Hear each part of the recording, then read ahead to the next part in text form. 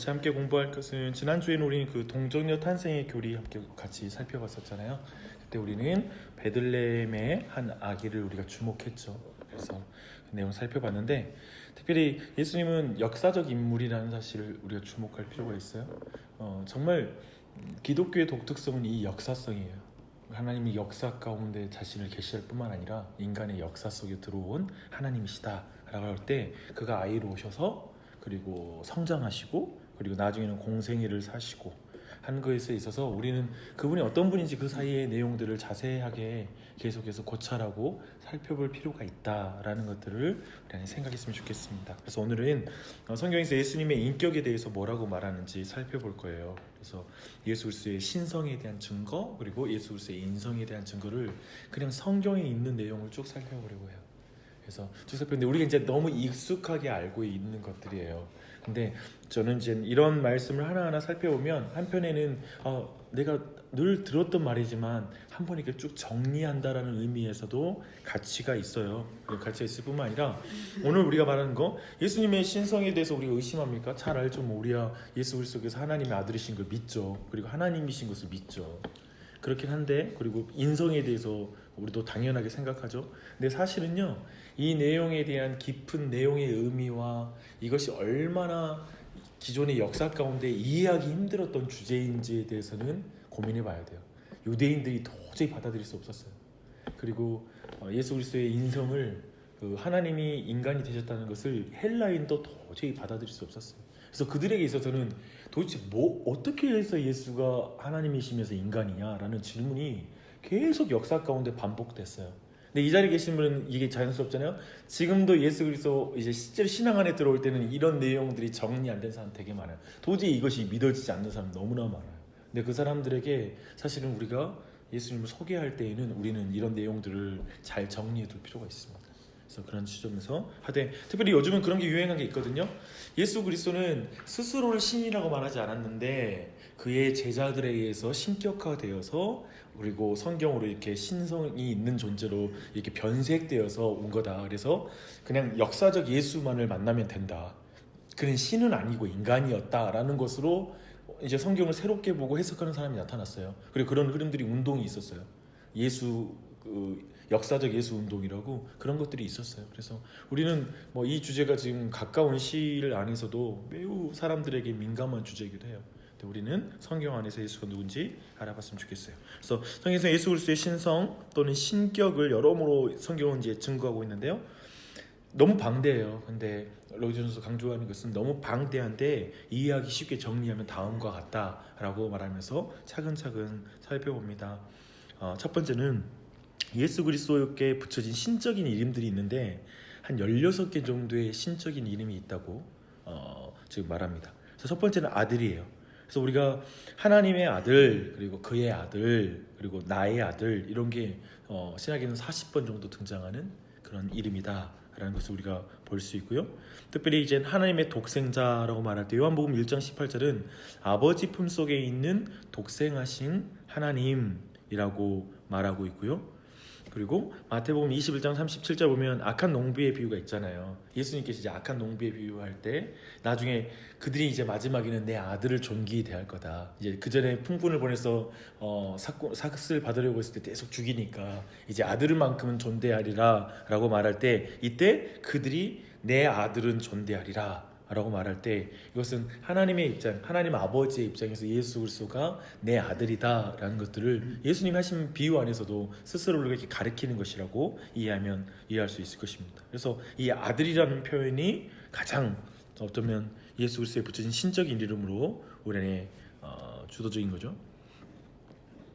근데 한 가지는 기억할 필요가 있어요. 한 분면에 여러분 그전에는 사람들이 하나님의 아들이라는 말 표현 없었을까요?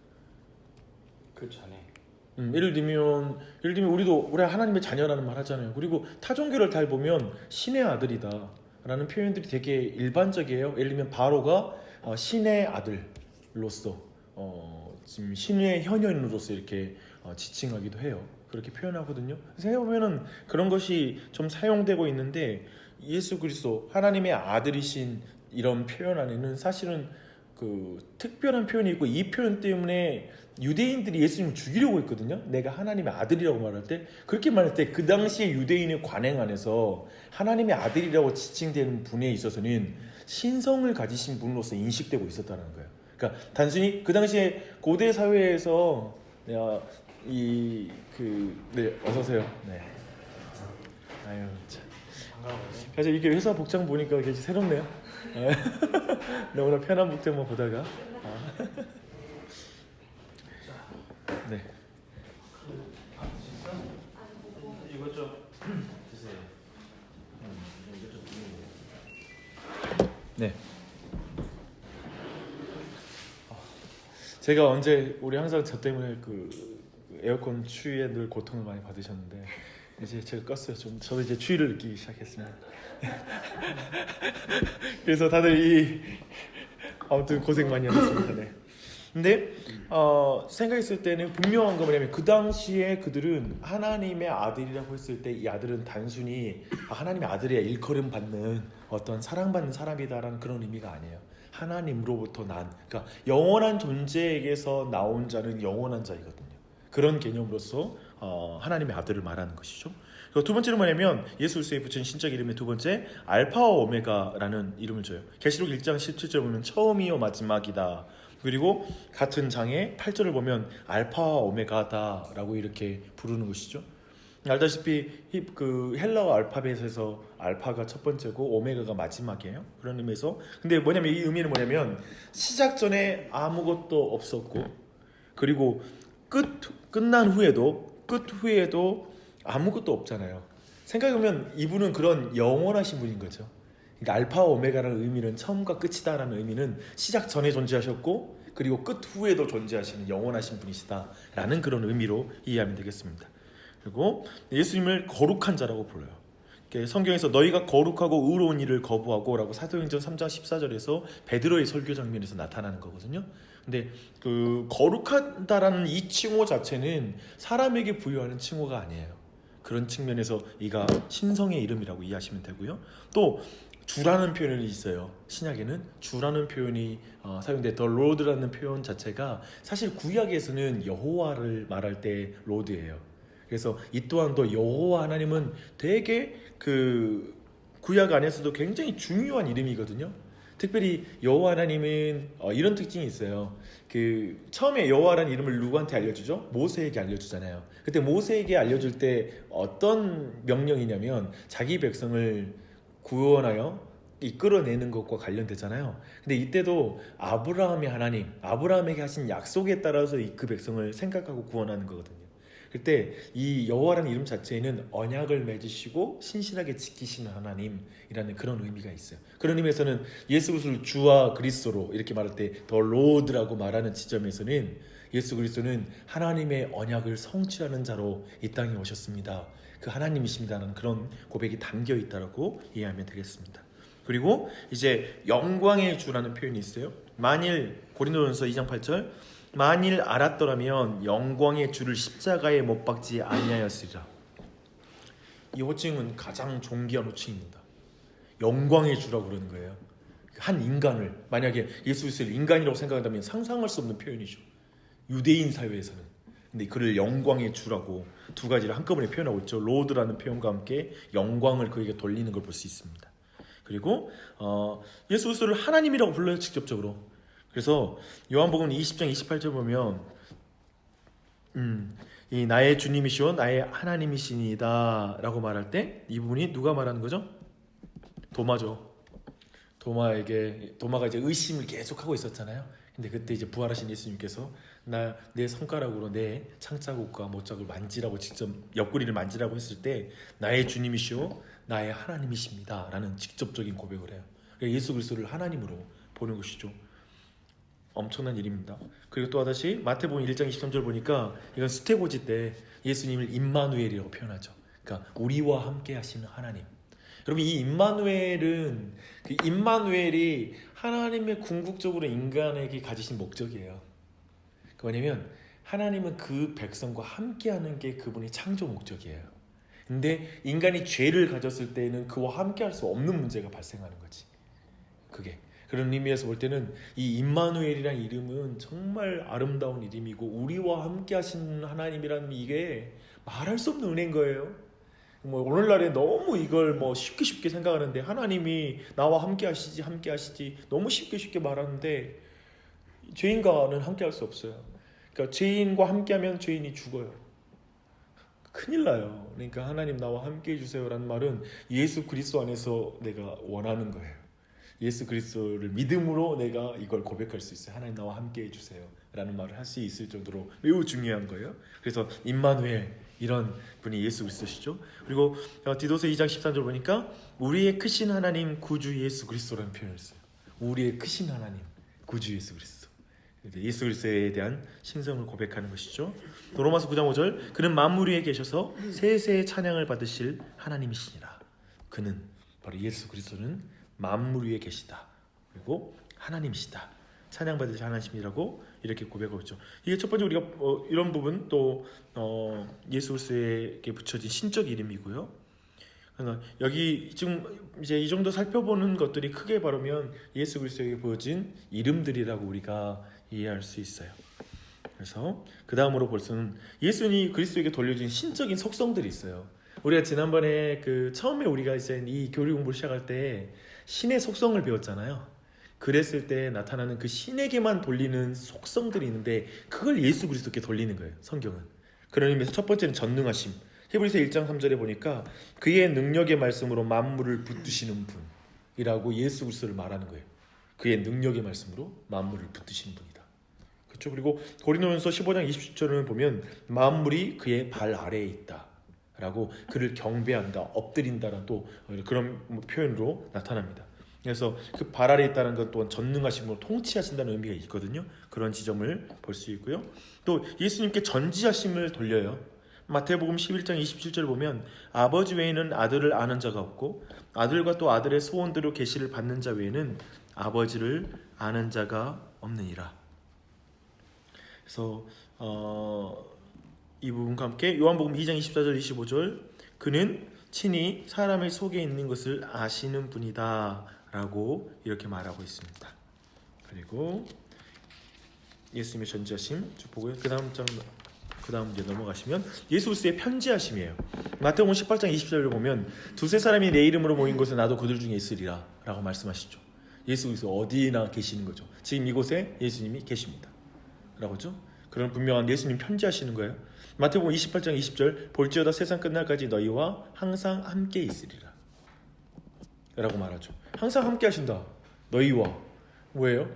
예수님 그러면 이 사람들이 흩어지는데 나중에 예수 그리스도는 어디에나 계시는 분이시죠. 요한복음 3장 13절 하늘에서 내려온 자 곧 인자 외에는 하늘에 올라간 자가 없느니라. 예수 그리스도가 지금 내려오셨지만 하늘 위에 계셨던 올라가신 분이시다. 그래서 그분이 지금 예수 그리스도에 대한 이런 표현들을 예수님께 올려드리고 있어요. 그 편지하심에 대한 분으로 묘사하고 있는 것입니다. 이게 제가 좀 속성들 지금 이야기 중간에 다시 한번 제가 짚고 넘어갈 게 뭐냐면 최근에 제가 그런 말 들었던 것 같아요. 누구 이야기인지 정확히 기억이 안 나는데, 그러니까 예수님께서 그냥 모든 사람을 향해서 하나님이 계획 가지고 계시는 게 보다는 나한테만 관심을 가져주시면 더 느껴지는데 모든 사람에게 이렇게 뭐 가지고 있다라는 게 와닿지 않는다라는 그런 표현을 하는 자녀가 있었다는 말을 들었어요. 아이가 그렇게 말하더라는 거예요. 자기는 나한테 그냥 그랬죠. 그리고 말씀하셨죠. 정확히 뭐였죠?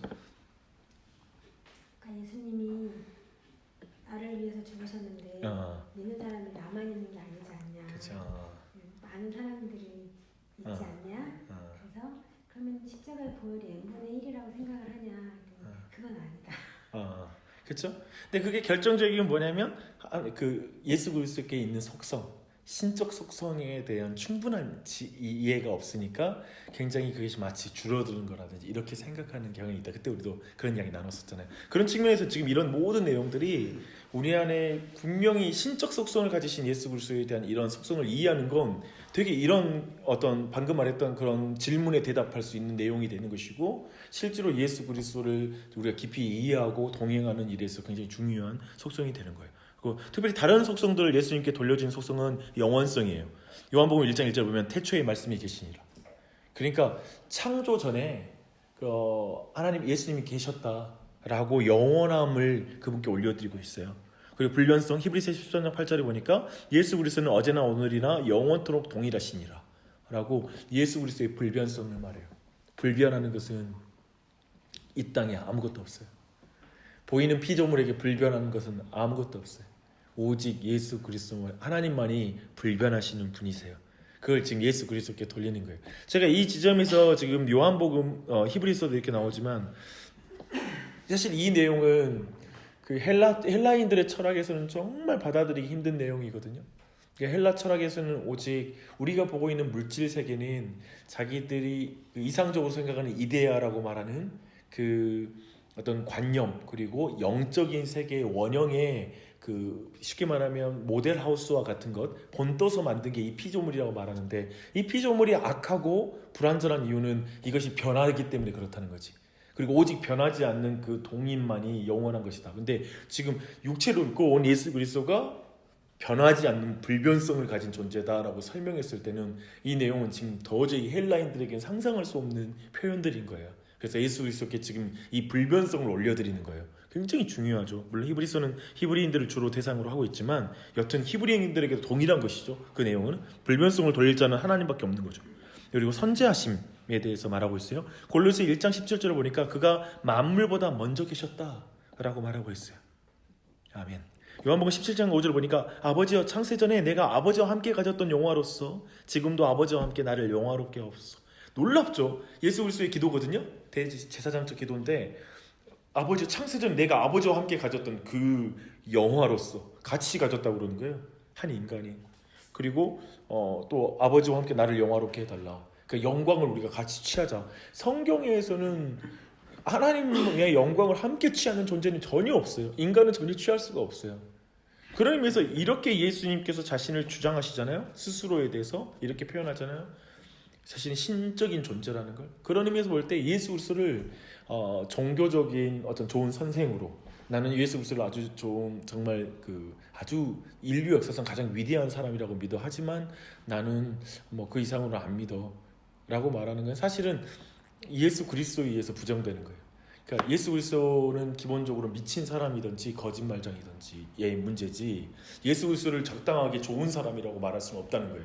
왜냐하면 자기 자신을 하나님과 함께 영광을 받는 하나님이다라고 직접 말씀하시는 분이기 때문에 이 앞에서 우리가 예수 그리스도에 대해서 어떤 나는 예수님을 존경합니다. 뭐 이렇게 예수 그리스도를 아주 그 인류 역사상 너무나 훌륭하다고 생각합니다라고 말하는 건 통하지 않아요. 정말 이 사실을 볼 때 어떻게 인간이 자신을 신이라고 말한 존재인데 어떻게 여기서 다른 태도를 취할 수 있겠어요? 빌립보서 2장 6절 보니까 그는 근본 하나님의 본체였다라고 말하고 있고요. 골로새 2장 9절에는 그 안에는 신성의 모든 충만이 육체 안에 거하셨다라고 표현하고 있어요. 분명히 고백하고 있죠. 예수 그리스도의 신성, 다른 속성들이. 그래서 이런 걸 볼 수가 있는데 우리는 지금 예수 그리스도의 신적인 이름들과 속성들을 살펴봤거든요. 근데 그리스도께 이렇게 돌려졌죠, 그렇죠? 그래서 이것들을 하나하나를 여러분이 말씀들 안에서 여러분이 익숙해지시면 좋겠어요. 그렇게 이렇게 예수 그리스도를 여러분이 더 알아갈 때 더 풍성하게 정말 다른 사람에게 그리스도를 증언할 수 있습니다. 그리고 이제 예수 그리스도의 신적 직무들이 있거든요. 즉 뭐냐면 그리스도께서 붙들고 계시고 충만하게 하시는 몇 가지 신적인 직무가 있어요. 그러니까 예수 그리스도의 이름을 들었고 그다음에 예수 그리스도의 속성 들었고 한데 이제 그분이 어떤 일을 행했느냐, 성경은 뭐라고 말하느냐라고 말했을 때 첫 번째는 예수님이 창조를 행하셨다고 말해요. 그래서 만물이 그로 말미암아 지원받았으니 지은 것이 하나도 그가 없이는 된 것이 없느니라. 요한복음 1장 3절이에요. 아까 태초에 말씀이 있었다고 했는데 그 말씀이 창조에 관여한 거예요. 다시 말하지만 창조 사역은 성부만 행한 게 아니에요. 삼위일체 하나님이 창조를 행했어요. 근데 성부 하나님께 대표성이 돌려지는 사역이에요. 그리고 십자가에 달려 죽은 것은 누구예요? 십자가에 달려 죽는 예수님인데 네, 정확하게 말해야 돼요. 정확하게 말해야 네, 지난주도 우리가 지금 되게 그 표현했잖아요. 성자 예수님이 성육신 하셨다 이 표현 썼잖아요. 그 하나님이 성육신 하셨다는 표현보다 성자 예수님이 하나님이 성육신 하신 것이 더 온전한 표현이라고 말했잖아요. 십자가에 달려 죽으신 분은 성자 예수님이세요. 예, 성자의 사역이에요. 대표성. 근데 그러면 그 사역을 할 때 성부 하나님은 그 일에 전혀 관여하진 않았다? 아니요. 성부 하나님이 이사야 50전장에 보면 그 모든 것은 성부 하나님의 계획 안에 있었어. 그리고 그 계획을 하도록 예수님께 명령하셨어.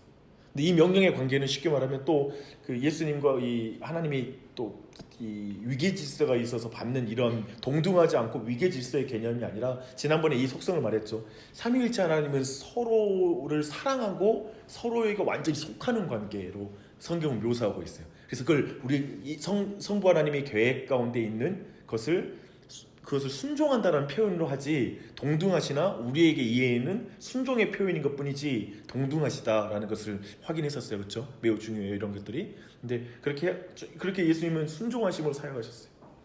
그래서 철저히 그런 또 성령께서 이 일 가운데 도와주셨어요. 왜냐하면 예수님이 공생일 시작할 때 장면을 생각해봐요. 누가 임하죠? 하늘에서 그 세례요한에게 세례를 받을 때 성령이 비둘기 같은 성령이 임하시면서 이는 내 사랑하는 아들이라고 말할 때도 삼위일체 하나님이 딱 그 안에 아름다운 조화를 이루고 있어요. 그 장면에서부터 그 사역은 끝까지 가는 거예요. 계속해서 그리스도와 함께. 그 삼위일체 하나님은 한 번도 분리된 적이 없어요. 세 분은 한 분이시잖아요. 한 번도 분리된 적이 없는데 십자가에서 달렸을 때 그 죽음의 사건, 그 부분에서의 거대한 죄의 저주가 예수님께 쏟아짐으로 말미암아 삼위일체 하나님 사이의 관계가 완전히 다른 것으로 비춰지는 그 관계가, 그러니까 그게 인류 역상 그리고 성경의 역사상으로는 가장 그 삼위일체 하나님 사이에 가장 고통스러운 장면이에요. 그래서 예수님께서 십자가를 지시기 전에 막 땀방울이 핏방울 같이 쏟아지면서 고뇌하시고 힘들어하신 이유는 십자가의 고통 때문이 그런 것이 아니라 이 삼위일체 하나님 사이에 이제 하나님이 나를 저주하는 자로 이제 얼굴이 돌변하시고 예수님께 죄에 대한 징계를 내리시는 그 자리로 가기 때문에 그 가장 친밀한 관계에서는 상대의 마음을 아프게 한 것도 고통스럽거든요.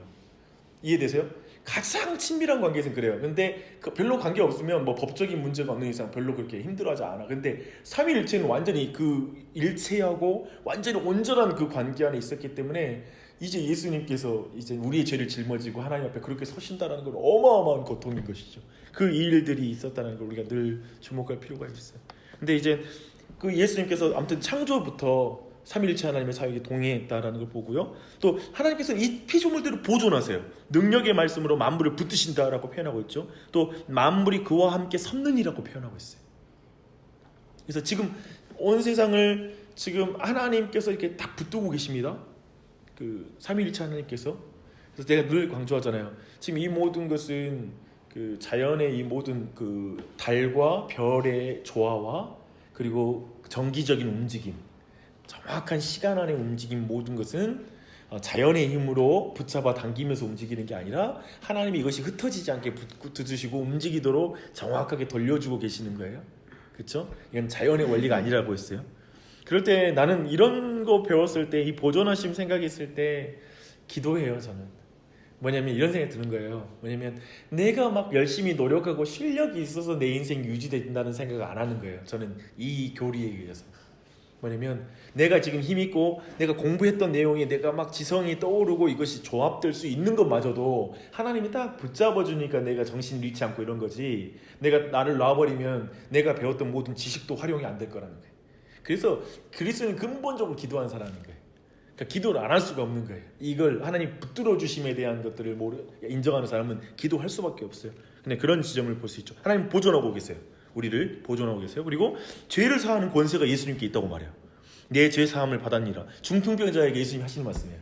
내 죄 사함을 받았니라. 그때 이제 옆에 있던 유대인들 기겁하죠.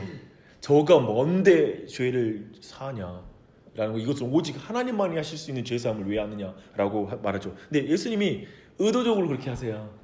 그러니까 오해를 일부러 취하세요. 라고 했을 때는 이건 의도적으로 자신에게 죄를 사하는 권세가 있음을 보여주게 하기 위함이다 라고 분명히 성경은 말하고 있어요. 오직 하나님만이 하실 수 있는 거죠. 또 죽은 자를 살리는 권세가 예수님께 있다고 그래요. 마지막 날에 내가 이를 다시 살리리라. 또 예수님 또 그 죽은 자를 몇 번 살리는 역사가 있었잖아요. 사실 그 모든 것은 예수 그리스도께 마지막 날에 있을 진짜 사람들을 다시 살리는 권세가 예수님께 있는 것을 분명히 드러내는 한 번의 예표적인 사건이기도 해요. 예수님께 그런 권세가 있어요. 또 우리 몸을 변화시키는 능력이 있어요. 빌립보서 3장 21절 보니까 그는 만물을 자기에게 복종하게 하실 수 있는 자의 역사로 우리의 낮은 몸을 자기의 영광의 몸의 형체와 같이 변하게 하시리라. 마지막 날에 우리가 변화체가 되잖아요. 우리가 만약에 먼저 죽어서 땅에 묻히게 된다면 우리의 육신을 재림하신 예수님께서 그때 재림하신 예수님께서 일으키시는 거예요. 우리 다시 그 몸을 이 말씀대로 나의 낮은 몸을 자기의 영광의 몸, 그러니까 예수님의 몸과 같이 회복시키시는 거예요. 그날이 올 거예요. 그날이 올 거예요. 이 능력이 예수님께 있습니다. 그리고 예수님께는 심판하시는 능력이 있어요. 요한복음 5장 22절 23절 보니까 아버지께서 아무도 심판하지 아니하시고 심판을 다 아들에게 맡기셨으니 라고 말하죠. 놀라워요. 그리고 사도행전 17장 31절 디모데 4장 1절은 살아있는 자와 죽은 자를 심판하실 그리스도 예수라고 말하고 있습니다. 놀랍게도 초림의 예수 그리스도는 구원을 주기 위해 오셨다고 말했어요. 그래서 나는 섬기기에 왔지 섬김을 받으려 함이 아니다 라는 모습으로. 그래서 시작되는데 사실은 이미 예수 그리스도에 태어나실 때 이제 그 목동들에게도 하늘에는 평화요 하나님이 택한 자에게는 기쁨, 뭐라고 표현하죠? 거기서 그 말씀의 표현이 있거든요. 근데 그때에도 결정적으로 예수 그리스도의 이 땅에 오심이 있잖아요. 예수 그리스도의 이 땅에 오심, 그리고 사역하심, 그리고 죽으심과 부활하심, 이 모든 것은 긴밀하게 구원과 심판과 연결이 돼요. 그러니까 뭐냐면 이렇게 명백하게 예수 그리스도가 와서 이 사역을 했는데 이걸 받아들인 자는 구원을 얻고 이걸 거절한 자는 피할 수 없는 심판이 있다는 거예요. 근본적으로 그래서 예수님이 이 땅에 오시는 것은 어떤 자들에겐 기쁨이지만 어떤 자들에겐 굉장히 분명한 심판의 사건이에요. 그러니까 이 두 가지가 성경적으로 같이 상존하고 있어요. 그래서 이제 마지막 날에 다시 재림하신 예수님이 심판주로 오시잖아요. 그래서 그때는 사실 지금 이 기회의 시간, 주님 앞에 돌아올 수 있는 이 구원의 때를 놓치는 자에게 있어서는 이걸 명백히 거절한 자에게는 심판의 주인을 만나게 될 거예요. 그래서 그것을 예수님께 맡기셨다고 말하는 거예요. 근데 우리는 늘 말하죠. 근데 예수님 오셔서 바로 좀 끝내주시지. 역사를 좀 마무리하셨으면 좀 이런 시대가 없을 텐데 왜 이렇게 좀 재림까지 이게 수천 년의 기간이 걸리는지 모르겠어요. 그때 뭐 한 번에 끝내주시지 막 하잖아요. 우리도 안 태어났을 거예요. 안 태어나기도 하고 여러 가지 좀 그러시겠지만, 근데 한 가지 뭐냐면은 정말 하나님께서는 여전히 막 악한 자가 계속 있고, 지금 이 시대에 살아보면 생각해보면 여전히 악한 자가 계속 살고 있고, 그리고 의로운 사람이 죽어가고 있는 어쩌면 그런 어떤 시대를 우리가 살고 있는데, 기억할 거 뭐냐면 하나님이 심판을 막 늦추시는 거죠. 그리고 구원받는 자들에게 구원을 주시기 위해서 하나님께서 정말 기다리고 계시다라는 그 인내를 지금 우리는 봐야 돼요. 근데 우리가 여기서 악한 사람 잘 사네 도리어 의인들이 고난 당하네 이거 하나님 정말 역사를 다스리시는 거 맞아? 라고 그런 의심으로 가면 안 돼요. 지금 하나님의 길이 참으심을 봐야 돼요. 오래 참으심을 보고 도리어 되게 우리가 경성하고 여기에서 바르게 추구해 나가야 돼요. 주님 오시는 거예요. 저는 이 심판에 대한 믿음, 예수님이 다시 오심에 대한 믿음이 저는 교회 개척하고 나서부터 내 안에 막 이제 그때부터 종말론이 내 안에 와닿았더라고요. 종말론이. 그래서 실제 이 종말의 내용이 실제로 내가 살아갈 때 인내하게 만들고 내 안에 그 종말 안에서 여기서 내가 선한 삶을 살게 해주는 능력이 되는 거예요. 이 종말이. 그러니까 종말론이 사라져버리면 인내할 이유가 사라져요. 내가 왜 인내해? 그냥 지금 살아있을 때 모든 보상 받아야 되겠어. 내가 살아있을 때 내가 원수 갚아버려야 되겠어 라는 마음이 우리의 마음을 차지하는 거예요. 정말 심판주를 안 믿으면 내가 심판해요. 절대 잊으면 안 돼요. 심판주를 믿지 못하면 내가 심판하는 거예요. 그래서 철저하게 나를 인내하고 선을 행하게 하고 사랑하게 만드는 모든 것도 종말의 예수님, 그 심판주를 믿을 때만 그 일을 행할 수 있어요. 그런 지점들을 늘 기억하시면 좋겠어요. 마지막 심판에서는 영벌도 있겠지만 영생도 있겠죠. 그래서 내가 그들에게 영생을 주노니 라고 예수님 말씀하시죠. 그리고 아버지께서 아들에게 주신 모든 사람에게 영생을 주게 하시려고 라고 이렇게 표현하고 있습니다. 맞습니다. 영생도 주세요. 그래서 이렇게 예수의 사역을 쭉 볼 수가 있고요. 신적 인물들, 그리고 여호와께 사용한 용어들을 예수님께 적용하는 것으로 우리는 예수님의 신성을 또 우리 안에 확인할 수 있어요. 구약에서 여호와께만 사용하는 용어들을 신약에서 예수 그리스도께 돌려주는 거예요. 그 내용은 다 읽지 않고 목록만 제시를 하거든요. 보시면 돼요. 시편 102편 24절과 27절과 히브리서 1장 10절로 22절 비교하는 것, 이사야 40장 3절로 4절과 마태복음 3장 3절과 누가복음 1장 7절을 비교해 본 거, 그리고 이사야 6장 1절 3절 10절과 요한복음 12장 37절 38절을 비교해 보는 거. 이제 마지막 건 같이 한번 보시게요. 이사야 8장 13절.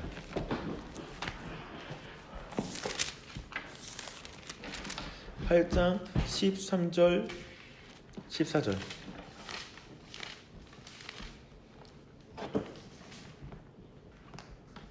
함께 읽어보겠습니다.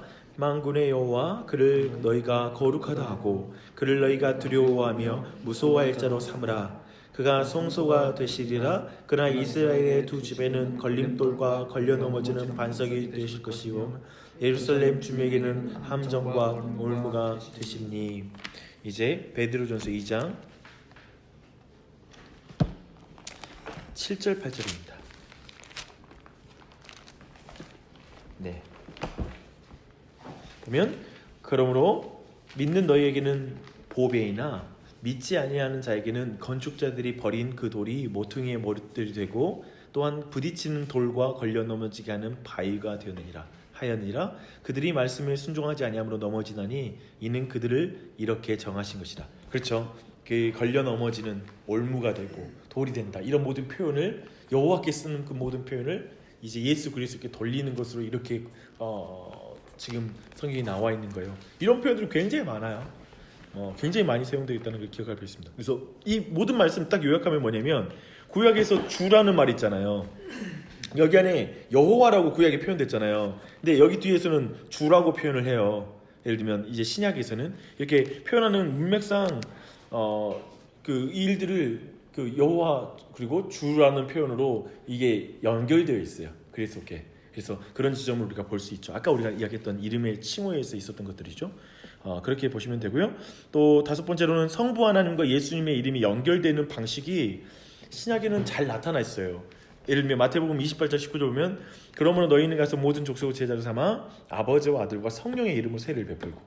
그러니까 세례를 베푼다라는 것이 굉장히 거듭남의 문제이고 정말 이 사람이 정말 죽었다 다시 살아나는 구원의 것들을 보여주잖아요. 구원의 사실을 보여주는 사건인데 그 일에 성부와 성자와 성령의 이름으로 세례를 주라는 거예요. 이건 삼위일체 하나님을 증거하는, 성경에는 삼위일체라는 용어가 없지만 삼위일체를 증거하는 매우 중요한 구절이죠. 그리고 로마서 1장 7절 보면 하나님 우리 아버지와 주 예수 그리스도라고 해서 하나님 아버지와 그리스도를 같이 두고 있어요. 이런 표현들. 그리고 우리가 사도적 축도라고 말하잖아요. 고린도후서 13장 13절 우리가 축도할 때도 축도 오늘 우리가 매주마다 듣는 축도도 주 예수 그리스도의 은혜와 하나님의 사랑과 성령의 교통하심이 너희 무리와 함께 있을지다 라고 말하는 이 지점도 그 영역입니다. 그 축도적인 개념이고요. 또 살전 3장 11절 하나님 우리 아버지와 우리 주 예수는 우리 길을 너희에게로 갈 수 있게 하시오며 라고 말하고 있어요. 그래서 지금 자신의 인도함을 구할 때에도 정말 예수 그리스도와 하나님을 동등한 위치에 두고 표현하고 있다는 것이죠. 그리고 야고보서 1장 1절 보니까 하나님과 주 예수 그리스도의 종 야고보다 라고 표현을 하고 있어요. 정말 이건 하나님과 동등하게 예수님을 인식하고 있었던 것을 보여주고 있죠. 그리고 이제 여섯 번째로는 예수 그리스도께 신적인 예배가 돌려지고 있어요. 지상에 계실 때도 예수님께서는 예배를 받으시거든요. 근데 고린도전서 1장 2절 보니까 각처에서 우리 주 곧 그들과 우리의 주 되신 예수 그리스도의 이름을 부르는 모든 자들이라고 말해요. 이건 이제 성도들에 대한 표현이잖아요. 이름을 부른다라는 것은 예배와 관련이 되는 거예요. 그리고 이 이름을 불려서 이건 기도의 대상이기도 하죠. 그렇죠? 그런 지점들을 볼 수 있고요.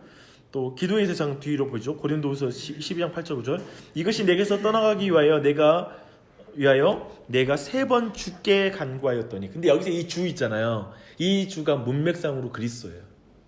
예수 그리스도. 그래서 우리가 이걸 3번 구하는 게 뭐죠? 자기의 병 때문에 구하는 거잖아요. 병 때문에 그것을 자신의 병을 치유해 달라는 사도 바울의 기도인데 그걸 주께 즉 그리스도께 기도했다라고 말하고 있죠. 기도의 대상이 될 때도 있어요. 또 사도행전 7장 5절로 59절 보면 그들이 돌로 스데반을 치니 스데반이 부르짖어 이르되 주 예수여 내 영혼을 받으소서 하고. 그러니까 그 예수님이 그때 죽을 그 스데반이 죽을 때 하늘에서 뭘 보죠? 하늘 보좌에 우편에 앉아 계신 예수 그리스도를 보잖아요. 그 그리스도께 내 영혼을 받아주소서라고 이렇게 기도하는 것이죠. 정말 예수 그리스도의 신적인 예배가 드려진 거예요. 그리고 요한복음 5장 23절 보니까 이는 모든 사람으로 아버지를 공경하는 것 같이 아들을 공경하게 하려 하십니다. 아들을 공경하지 아니하는 자를 나는 그를 보내신 아버지도 공경하지 아니하느니라. 예수 그리스도를 예배하지 않는 자는 하나님을 예배하지 않는 거예요. 정말 이런 놀라운 경배를 돌리고 있습니다. 그리고 빌립보서 2장 10절 보니까요, 하늘에 있는 자들과 땅에 있는 자들과 땅 아래에 있는 모든 자들로 모든 무릎을 예수의 이름에 꿇게 하실 것에 대해서 말하고 있습니다. 이 또한도 예수 그리스도의 경배받으시는, 예배받으시는 분이시란 걸 드러내고 있습니다. 그리고 이제 또 신적인, 예수 그리스도가 신적인 분이시란 걸 드러내는 건, 신성을 드러내는 증거는 주님 자신의 자의식과 신성에 대한 주장들이에요. 그러니까 예수님 스스로도 자신에 대해서 신성을 드러내셨어요. 근데 이 부분을 그 오늘날 아까 내가 말했던 대로 예수 그리스도의 신성을 부인하는 사람들에 의해서 이 부분에 대한 것들도 다 예를 들면 예수님은 스스로에 대해서 신이라고 말하지 않았는데 사람들이 주위에 있는 사람이 신이라고 만들었다, 이런 주장하는 게 도올 김용옥이에요.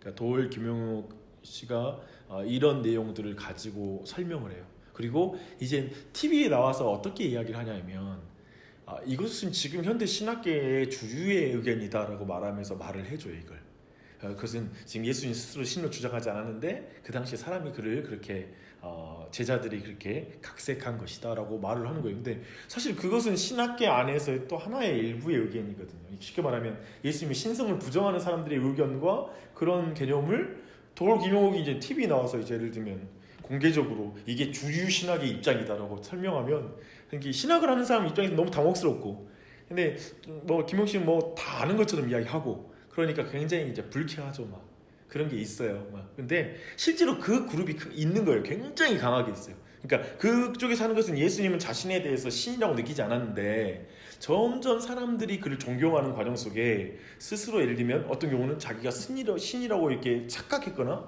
이런 식으로까지 해석하는 거예요. 왜냐하면 오늘날 이단들이 있잖아요. 쉽게 말하면 이단의 괴수들이 있잖아요. 그런 식으로 개념으로 보는 거예요. 그런데 기억할 건 뭐냐면 유대인 사회가 좀 달라요. 그러니까 우리와는 좀 달라요.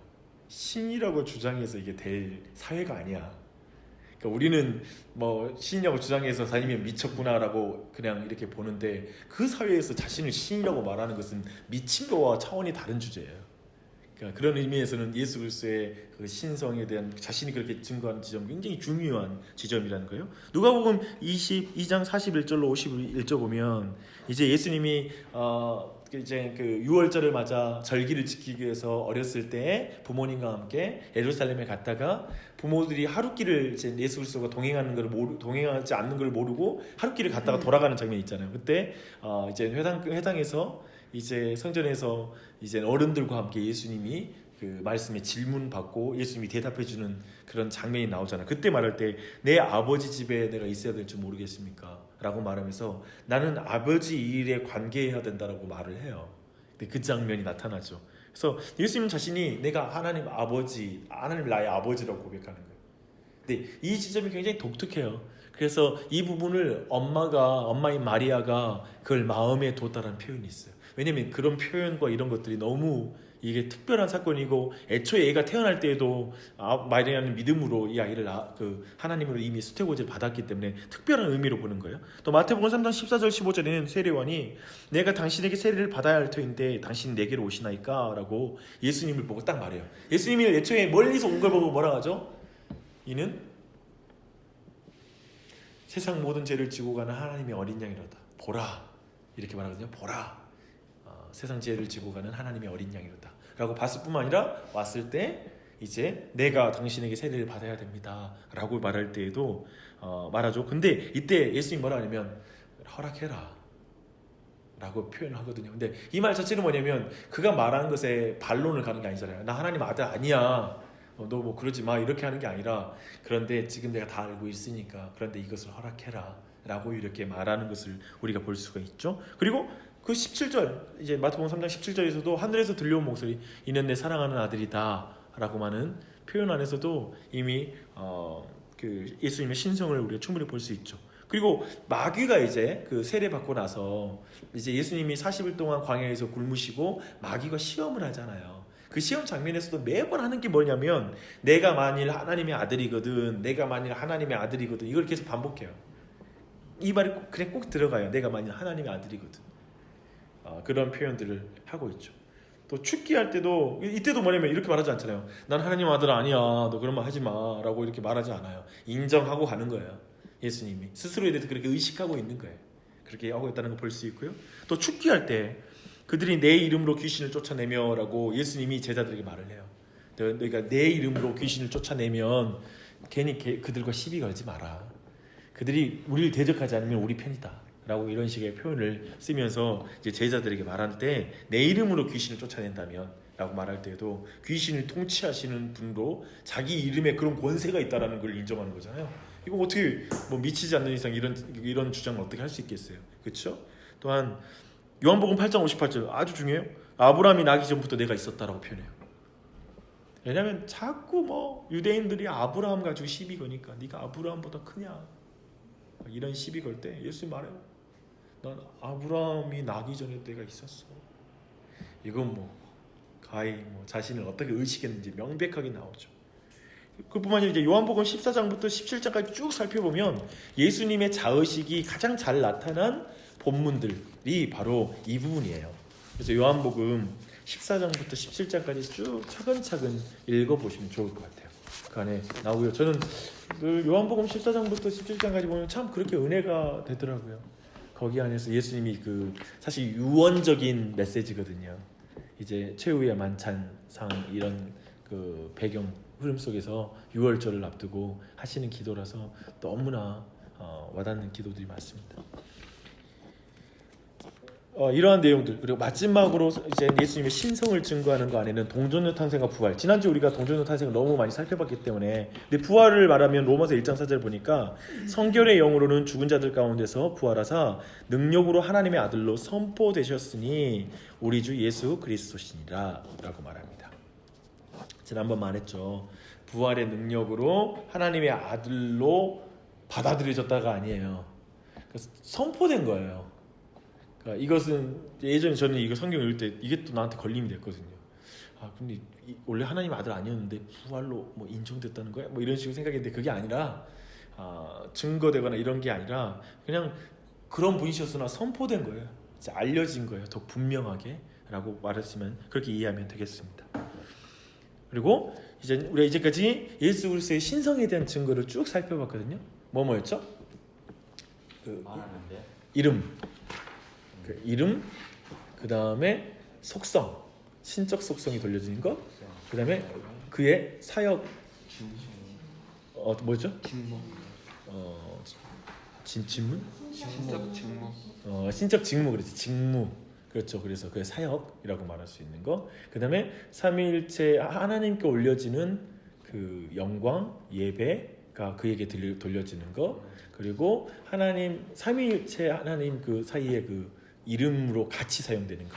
그때 예수님의 이름이 같이 이렇게 하나님의 이름과 함께 사용되어서 하는 축도라든지 이런 내용들. 그 다음에 또 뭐였죠? 동정녀 탄생. 그리고 본인에 대한 자의식.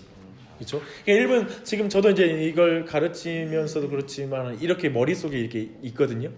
내용이 이렇게 딱 정리를 하거든요. 그러니까 제가 늘 말하지만 가르칠 수 있어야 돼요. 저는 여러분한테 추천하실 건 교사가 되라. 그리고 여러분이 누군가를 가르치라. 라는 걸 늘 추천하고 싶어요. 그래서 이런 것들을 여러분이 익혔을 때 내가 설명할 수 있을 만큼 내가 이런 것들을 내가 익히자라는 게 목적이 되는 게 학습 효과에 있어서 너무나 중요하고 좋아요. 저는 목사 돼서 복 받은 건 가르치면서 내가 더 배운 게 복 받았다고 생각해요. 다른 어떤 것보다 그 진짜 말씀 얼마나 안 보겠어요. 제가 목사 아니었으면 얼마나 엉망이겠어요. 근데 목사 됐으니까 이렇게라도 하는 거지 라는 생각 많이 해요.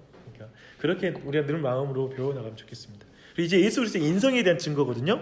근데 인성에 대한 증거는 동정녀 탄생이에요. 지난주 우리가 살펴봤기 때문에 깊이 살피지 않겠지만 동정녀 마리아의 아들이세요. 예수님은 아들로서 자라고 있어요. 그리고 이것은 환영이 아니라 실제 육체였어요. 이걸 잊어서는 안 돼요. 그러니까 동정녀 마리아가 산고를 일으켜서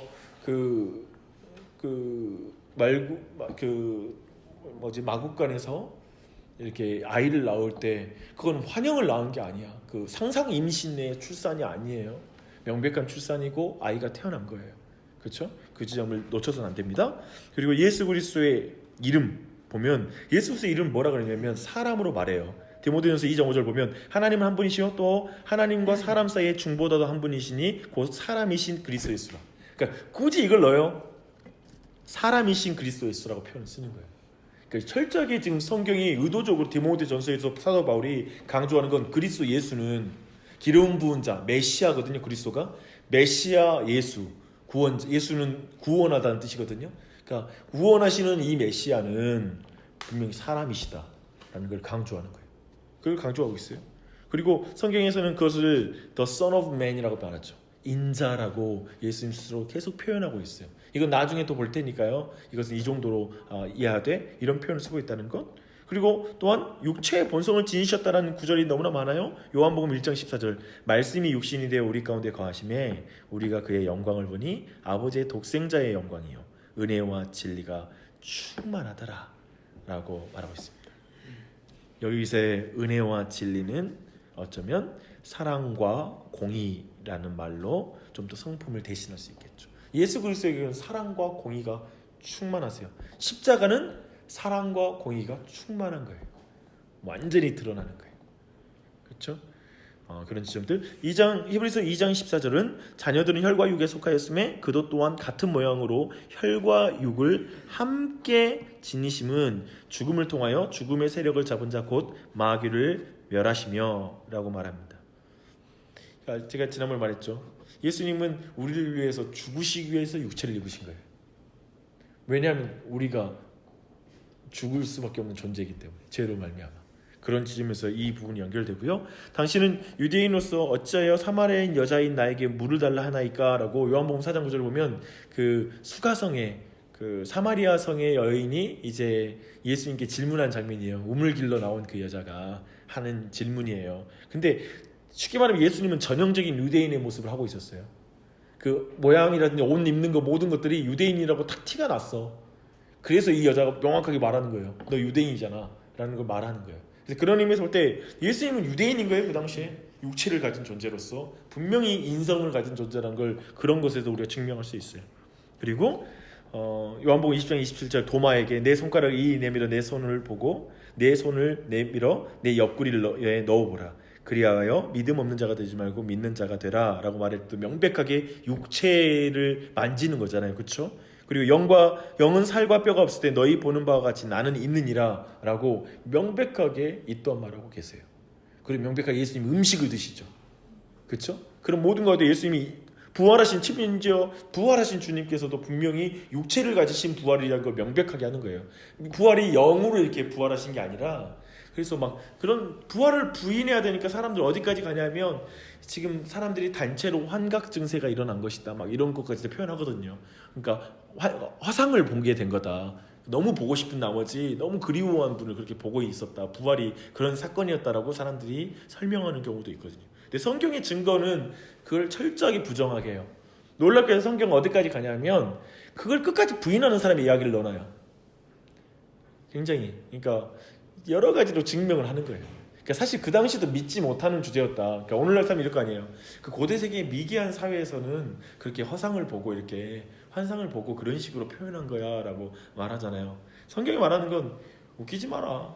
그 당시에도 이거 의심하는 수밖에 없는 내용이었지. 그 당시에 사람들이 그러니까 고대 사계상의 사람들을 너무 막 무시하지 말라라고 도리어 말하면서 분명히 예수님이 육체로 부활하신 걸 말하고 있죠. 그리고 예수님은 지금도 사람의 몸을 가지고 계세요.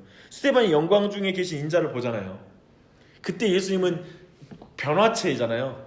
몸에 변화된 그 육체를 가지고 계신 예수님이세요. 지금 보좌 위에 계신 분에게 육체가 있어요. 잊지 마세요.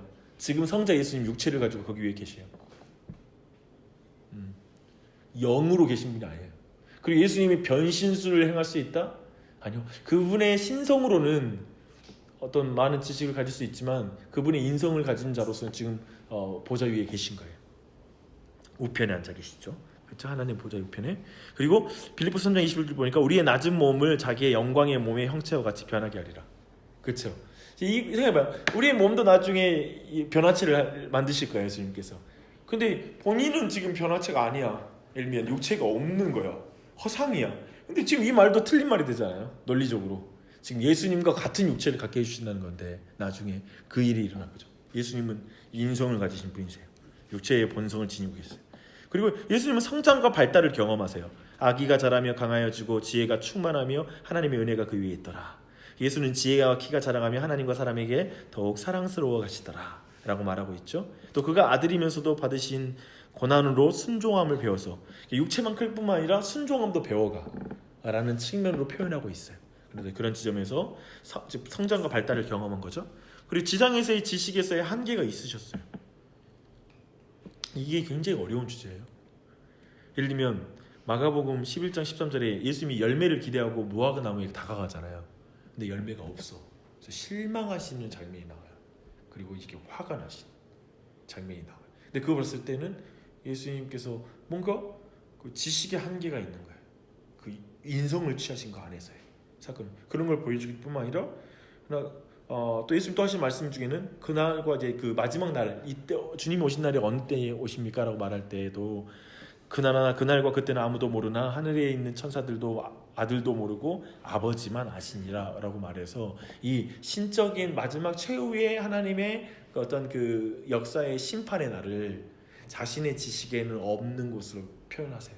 말씀하세요. 근데 여기서 아셨는데 그냥 이렇게 말했다라고 해석도 가능할 것이고 여러 가지 가능하지만 중요한 것은, 확실한 것은 그분의 지식의 한계를 지으시는 거예요. 그것으로 분명히 드러내고 있어요. 인성의 특징이죠. 인성의 특징이라고 보시면 돼요. 그리고 육체적 제한을 예수님 겪으세요. 예수님이 지쳐하세요. 피곤해하세요. 예수님이 인성을 취했기 때문에 피곤해하세요. 배고파하세요. 목말라하세요.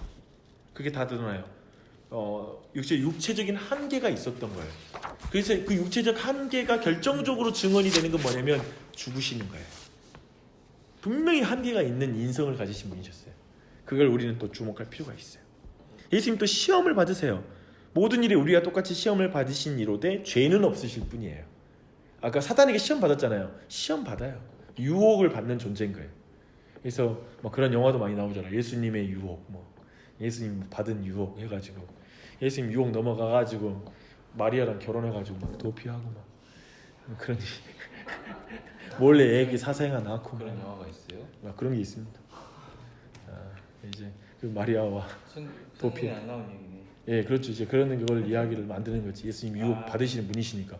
그러니까 예수 그리스도를 생각할 때 사람들에게는 인간이었다는 걸 주목할 때 그 인간으로서의 어떤 한계를 어느 정도 그렇게 가졌다. 왜 예수를 신성화시키냐? 아까 말했던 대로 신성화시키는 거에 대해서 도저히 동의를 못하는 거예요. 왜냐하면 모두가 육체가 가져서 다들 유혹을 받을 수밖에 없는 인간인데 왜 예수 그리스도를 독특하게 보느냐라고 말할 때 그들의 입장에서는 예수 그리스도를 우리와 비슷한 사람으로 묘사하는 거죠. 이번에 고구려 양만춘 너무나 아주 인간적이라고 예를 들면 너무 위대한 그 장군일 것 같은데 이번에 이제 조인성이가 그린 것은 너무나 이게 너무 좀 평범한 리더십, 그래서 너무 삼촌 같고 이런 그 아저씨 같은 편안한 말로 하고 이 말도 이렇게 싸우라 막 그런 게 아니라 그래 괜찮아 이렇게 가면서 다니니까 예를 들면 이런 식으로 각색하는 걸 너무 좋아해요.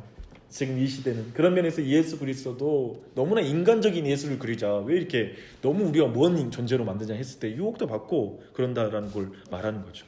근데 시험을 받았으나 그냥 성경이 이 강조를 하는 거예요. 그런 면에서 죄는 없으신다, 죄는 없다라고 말하죠. 예수님도 기도하셔야 됐어요. 기도는 예수님의 인생을 가지셨다는 절대적인 증거라고 로이즈 존스가 말을 해요. 그러니까 기도하셔야 됐다. 그러니까 성령의 도우심을 간구해야 됐고 그리고 하나님에게 간구했다라고 말하고 있고요. 성령으로부터 능력을 받으셔야 했어요. 하나님이 나사렛 예수에게 성령과 능력으로 기름 붓듯 하셨음에 그가 두루 다니시며 선한 일을 행하시고 마귀에게 눌린 모든 사람을 고치셨으니 이는 하나님이 함께 하셨습니다. 하나님의 함께 하심과 성령의 능력을 기름 부으심. 그래서 예수님의 모든 사역이 삼위일체의 사역이었다라고 증거하는 구절이기도 하죠. 그렇죠? 명백하게 할 때 그때도 성령의 능력을 받아야 됐던 거예요. 인성을 가지신 분으로서. 그러니까 어떤 그 능력이 필요했던 그런 드러내고 있어요. 그리고 하나님을 내 하나님이라고 부르세요. 예수께서 이르시되 나를 붙들지 말라. 내가 아직 아버지께로 올라가지 아니하노라. 너는 내 형제들에게 가서 이르되 내가 내 아버지 곧 너희 아버지 내 하나님 곧 너희 하나님께로 올라간다 하라 하시니라고 말씀하십니다. 이런 부분. 그리고 예수님이 모든 면에서 사람이셨다는 성경의 주장들이 뭐냐면 히브리서 2장 17절 그러므로 그가 범사에 형제들과 같이 되심이 마땅하도다. 이는 하나님의 일에 자비하시고 신실한 대제사장이 되어 백성의 죄를 속량하려 하심이라 라고 말하고 있습니다. 그러니까 자고로 아까도 그랬잖아요. 예수님께서 육체를 취하심은 혈과 육이 되심은 혈과 육을 가지신 우리를 위함이잖아요. 동일하게 형제들과 같이 되심 마땅한데 이것은 뭐냐면 자기가 제사장이 되어서 백성의 죄를 속량하기 위해서. 그러니까 실제 예수 그리스도의 육체가 되심은 그러니까 죄인을 위해서 대신 죽는 사역, 대속의 죽음의 사역을 위한 이유가 있어요. 죽기 위해서 육체가 되시는 거예요. 그 지점을 성육신의 중요한 목적과 이유를 놓치면 안 되고요. 그리고 내 마음이 매우 고민하여라는 표현을 써요. 이제 겟세마네 동산에서 이제 제자들에게 내 마음이 너무 고민하여서 제가 죽을 지경이니까 나를 위해 기도해 달라라고 요청하기도 하죠. 그러나 이제 마지막으로 쭉 정확하게 확인할 게 뭐냐면 지금 예수 그리스도의 신성과 인성 살펴봤잖아요. 증거들을 성경을 통해 쭉 살펴봤잖아요. 근데 제일 기억할 뭐냐면 이가 죄가 없으시는 참 사람이라는 걸 확인해야 돼요. 예수 그리스도의 인성에 대해서 설명할 때는 예수님이 죄가 없다는 걸 명백해야 돼요. 왜냐하면 모두가 어떻게 인간이 죄가 없어라는 질문을 하기 때문에 이 주제는 너무 중요해요. 그 증거로 뭐냐면 수태고지 할 때부터 말하잖아요. 나실 바 거룩한 이는 하나님의 아들이라 일컬어질 거라고 이렇게 말을 해줘요. 천사가. 그러니까 나실 바 거룩한 이는 하나님의 아들이라 일컬음 받을 것이다 라고 말할 때 그가 거룩한 자라는 거야. 죄가 없는 분이시다라는 걸 분명하게 강조하고 있는 것입니다. 그래서 예수님께서 스스로 말씀하시기를 누가 나를 죄로 책잡겠느냐라고 예수님은 스스로 말씀하셨고요.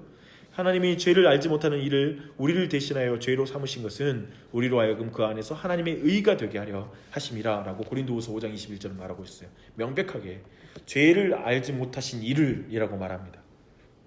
그래서 근데 그를 우리를 대신하여 죄로 삼으셨대요. 이게 은혜예요. 그러니까 십자가는 내가 늘 말하지만 이중 전가가 일어나잖아요. 그래서 내 죄가 예수님께 전가되는 거예요. 그래서 십자가에 달려 죽으시고 예수님이 가지신 의가 나에게 전가되는 거예요. 그래서 이 이중의 전가가 일어나는 거예요. 그 말씀이 고린도후서 5장 21절이 그의 증거 구절입니다. 그래서 그 일이 우리 안에 일어났죠. 그리고 예수님은 모든 일에 우리가 똑같이 시험을 받으시니로되 죄는 없으시니라 라고 말씀하고 있고요. 흠없는 자기를 하나님께 드린 그리스도라고 히브리서 9장 14절 말하고 있고 그는 죄를 범하지 아니하시고 그 입에 거짓도 없으시며 라고 베드로전서 2장 22절 말하고 있고 또 요한일서 3장 5절도 그에게는 죄가 없느니라 라고 분명하게 말씀하고 계십니다. 기억하십시오. 의로운 재물만이 죄인을 구원할 능력이 있어요.